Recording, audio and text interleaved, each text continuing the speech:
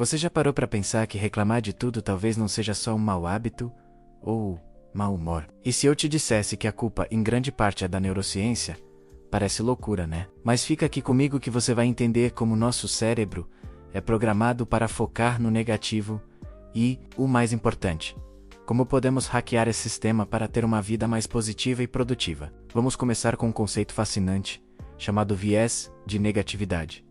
Pense nos nossos ancestrais, lá na savana. Quem sobrevivia por mais tempo? Aquele que ficava admirando o pôr do sol ou aquele que estava sempre atento ao barulho no mato que poderia ser um predador? Exatamente. O nosso cérebro evoluiu para ser uma máquina de detectar ameaças. Ele é como um velcro para experiências ruins e um teflon para as boas. Ele se agarra ao que deu errado e deixa o que deu certo simplesmente escorregar. É por isso que uma única crítica no seu dia de trabalho pode pesar mais do que 10 elogios. É por isso que uma pequena discussão pode estragar um dia inteiro que de resto foi ótimo. Nosso cérebro não é seu inimigo. Ele só está tentando te proteger, mas com base em um software de milhares de anos atrás. O problema é que, hoje, o predador não é mais um leão, mas sim o trânsito, um e-mail atravessado do chefe, ou a internet lenta. E aí entramos no ciclo vicioso da reclamação. Toda vez que você reclama, seu corpo libera cortisol, o famoso hormônio do estresse. O cortisol te coloca em modo de luta ou fuga, o que é útil se você precisa fugir de um perigo real, mas péssimo quando a ameaça é a louça suja na pia. Esse estresse crônico, mantido pela reclamação constante, é prejudicial para a sua saúde física e mental. Mas o efeito mais traiçoeiro da reclamação acontece a nível neural, graças a um fenômeno chamado neuroplasticidade. Pense no seu cérebro como um campo com grama alta. A primeira vez que você tem um pensamento negativo, você abre um pequeno caminho. Se você repete esse pensamento, esse caminho fica mais marcado. Se você transforma a reclamação em um hábito,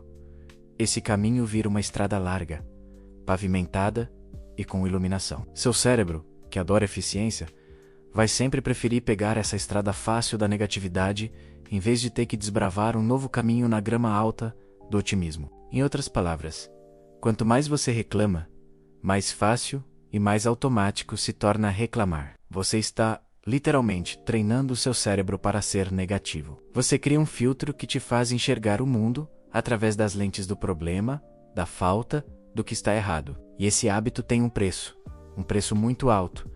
Primeiro, ele afasta as pessoas. Ninguém gosta de estar perto de alguém que drena a energia do ambiente com um fluxo constante de queixas. No início, seus amigos e familiares podem até tentar te ajudar, oferecer apoio. Mas com o tempo, isso gera o que chamamos de fadiga social.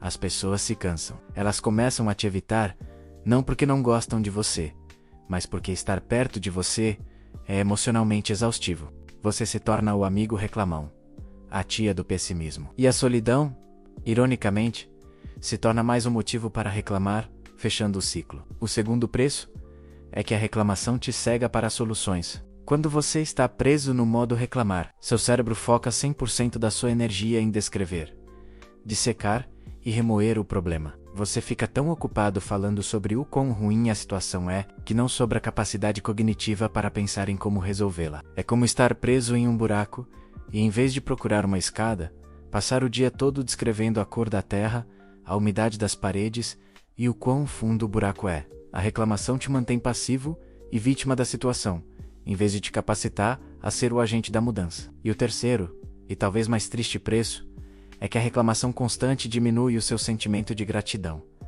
Lembra do filtro cerebral que mencionamos? Quando ele está ajustado para o modo negatividade, ele simplesmente não consegue registrar as coisas boas. É como tentar ouvir uma música suave no meio de um show de rock pesado. O bom está lá, mas o ruído da reclamação é tão alto que você não percebe o nascer do sol, o café quentinho, o sorriso de um estranho, um pequeno progresso no seu trabalho. Tudo isso se torna invisível.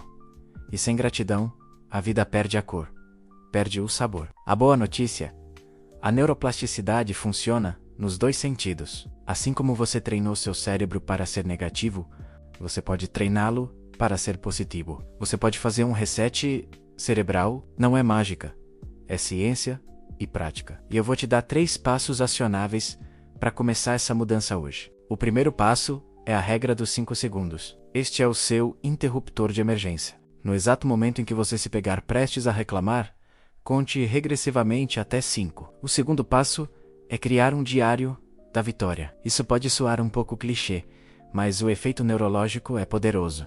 Todos os dias, antes de dormir, escreva de 3 a 5 coisas que deram certo no seu dia. Não precisam ser grandes conquistas. Pode ser: consegui acordar na hora, fiz um almoço gostoso, ajudei um colega com uma dúvida. O objetivo aqui é forçar o seu cérebro a procurar ativamente pelo positivo. Lembra que ele é um velcro para o mal e teflon para o bem? Com o diário da vitória, você está intencionalmente jogando coisas boas nesse teflon e forçando-as a grudar.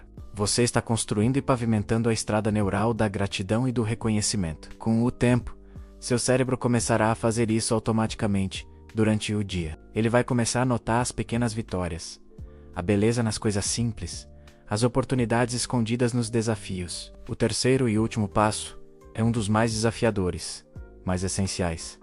Desligue a tribo da reclamação. Nós somos seres sociais e somos profundamente influenciados pelo ambiente ao nosso redor. Se o seu círculo social, seja no trabalho ou na vida pessoal, é composto por pessoas que competem para ver quem tem o pior dia, quem tem mais problemas, você está nadando contra a maré. É muito difícil manter uma mentalidade positiva quando a negatividade é a linguagem padrão do grupo. Isso não significa que você precisa cortar relações com todo mundo de forma rude. Comece se afastando gradualmente. Quando a roda de reclamação começar, dê uma desculpa e saia.